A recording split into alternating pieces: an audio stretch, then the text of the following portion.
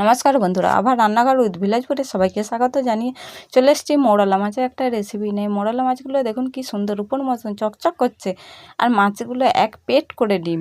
আমি এখানে নুন হলুদ মাখিয়ে নিচ্ছি। দেখুন মাছগুলোকে নুন হলুদ মাখিয়ে আরও কত সুন্দর লাগছে মাছগুলো। এদিকে উনুনে কড়াই চাপিয়ে নিয়েছি, কড়াইয়ে তেল দিয়ে দিয়েছি। কড়াইয়ে তেল গরম হয়ে গেছে, খুন্তি করে আমি চারদিকে একটু তেলটা ছড়িয়ে নিলাম, দিয়ে মৌরলা মাছগুলো দিয়ে দিলাম ভাজার জন্যে।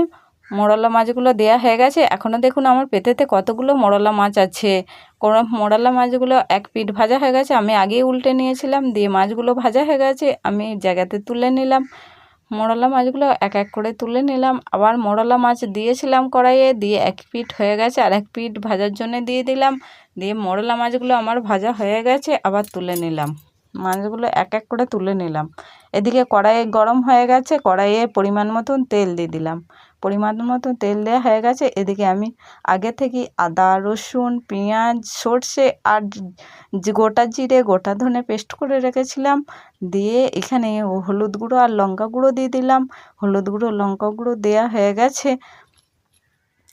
এদিকে আমার কড়াইয়ে তেল গরম হয়ে গেছে, দিয়ে মশলাটা তেলের মধ্যে দিয়ে দিলাম। তেলের মধ্যে দিতেই ফুটে উঠেছে, দিয়ে আমি ভালো করে নাড়াচাড়া করে নিচ্ছি। ভালো করে আমি নাড়াচাড়া করে নিচ্ছি, মশলার কাঁচা গন্ধ যাতে না থাকে। দেখুন বন্ধুরা, আবার ফুটে গেছে মশলাটা। ভালো করে আমি নাড়াচাড়া করে নিচ্ছি। মশলা থেকে তেল ছেড়ে গেছে। দেখুন আরেকবার নাড়িয়ে নিলাম।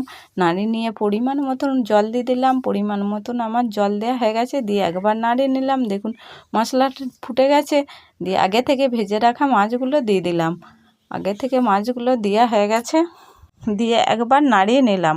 মাছগুলো একবার নাড়িয়ে নিলাম, দিয়ে পরিমাণ মতো লবণ দিয়ে দিলাম। পরিমাণ মতন লবণ দেওয়া হয়ে গেছে, আবার আমি নাড়িয়ে নিলাম। দেখুন বন্ধুরা, মাছগুলো ফুটে গেছে। মাছগুলো ফুটে যেতে আমি ওপর থেকে কিছুটা সরিষার তেল দিয়ে দিলাম, কারণ সরিষার তেল দিলে ওপর থেকে যে কোনো রেসিপি ঝালের রেসিপি স্বাদ আরও বেড়ে যায়। দেখুন বন্ধুরা, আমার ঝালটা কত সুন্দর কালার এসে গেছে। ওপর থেকে আমি সরষের তেল দিয়ে ছড়িয়ে দিয়েছি। থাকলে কাঁচা লঙ্কাও ছড়িয়ে দেবেন। কাঁচা লঙ্কা আমার এই মুহূর্তে নেই, আপনাদের বাড়িতে থাকলে আপনারা দিয়ে দেবেন।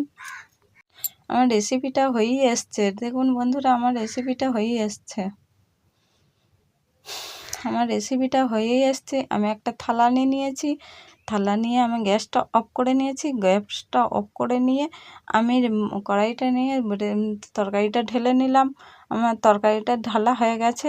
দেখুন বন্ধুরা, এই রেসিপিটা যদি আপনাদের ভালো লেগে থাকে, আপনারা লাইক কমেন্ট শেয়ার করবেন, আমার পাশে থাকবে, চ্যানেলটাকে সাবস্ক্রাইব করবেন। নমস্কার।